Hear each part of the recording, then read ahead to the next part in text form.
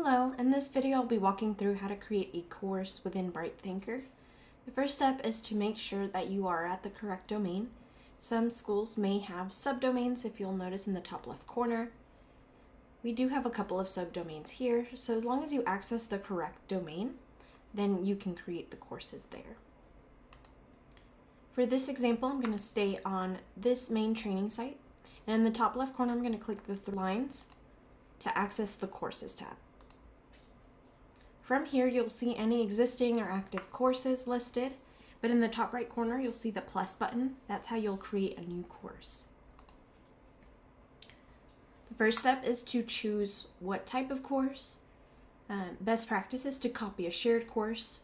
This ensures that you are copying the latest course version from your school's course subscription.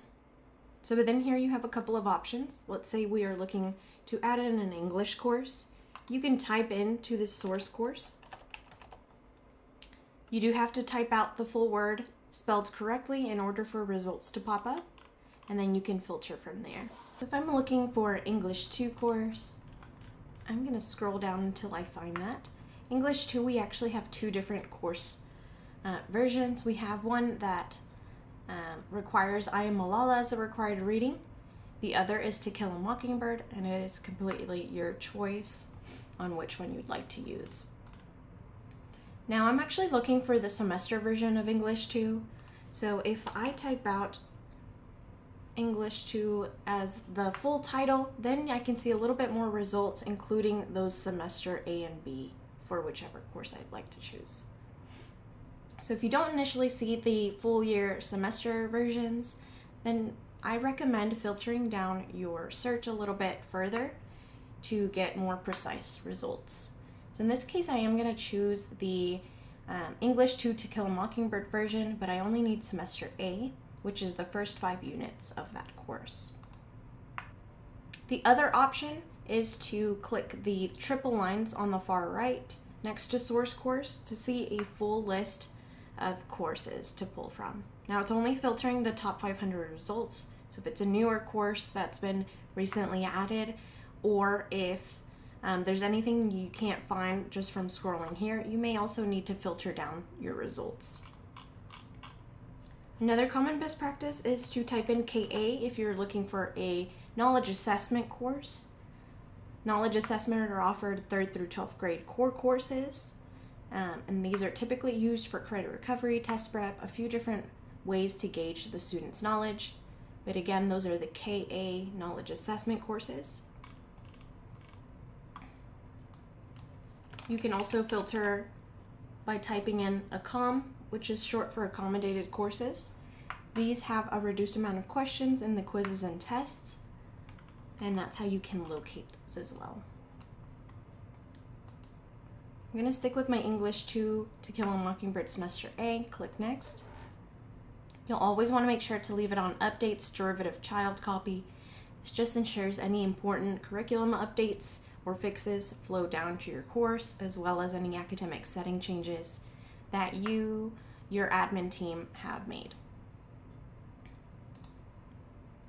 Third step is optional to retitle your course.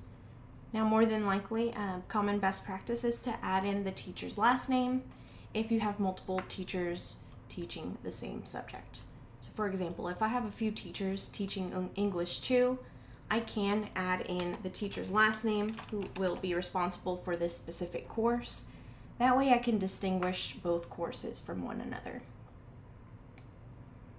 The external ID is optional, but it is helpful and used as a label if you'd like to organize your courses together. So for example, if I wanted to add in the school year of this course, I can add 26-27. Just keep in mind that it accepts slashes, it only accepts dashes in any of these fields here. Next is deciding which type of course you'd like. So you have the option between range and continuous.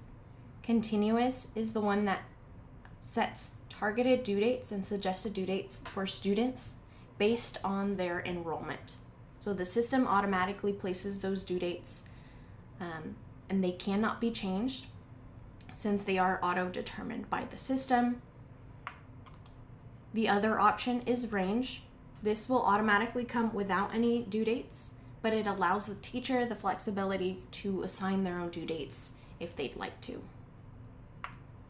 Best practice is for KA knowledge assessment courses to assign the range type, because students are going to be testing out and self-paced. Range is recommended for that KA course specifically. But any other course, it is your choice if you'd like continuous for the system set due dates. Those will differ per student if they have different enrollment dates, or range. Again, that comes without any due dates, but the teachers can manually assign them if needed.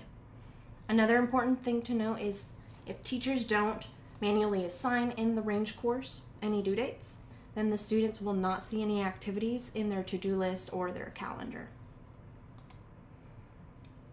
The next option is the term. It can be left blank, or if you'd like to write in spring, fall, or whichever term this course falls under. The last two steps are the start and end dates. So these start and end dates don't impact student access whatsoever or their pacing. So best practice is to leave the start date the day you're creating the course, in this case 6/11/2026, and then the end date I can set to whenever I'd like the course to archive. So typically it is at the end of the school year. You can extend it out a couple of weeks if you'd like to just keep it active for you as an admin. Again, this won't extend or leave the course open this long for the student. This is just for you as an admin on your courses tab when it is set to archive. And so I'm gonna leave mine as 6/11/2027 to have it run for a full year. And once I click create, it will bring me back to the main courses tab, where I can either scroll to search for that course that I've just created. Here we go. Because I used an external ID and a term, I could also use that within the filter to filter down my results. Or I can even use the teacher's last name that I included in the title. If I've made a mistake, I can always click the course ID to the left of the title, and that'll bring me back to those details that we determined earlier. So if you'd like to change it to a continuous course, you can adjust the start and end dates however you may need to do so. But just keep in mind, if you did set the start date to a date in the future, you may need to uncheck this active courses only box in order to see the course, since it's technically considered inactive until that date approaches.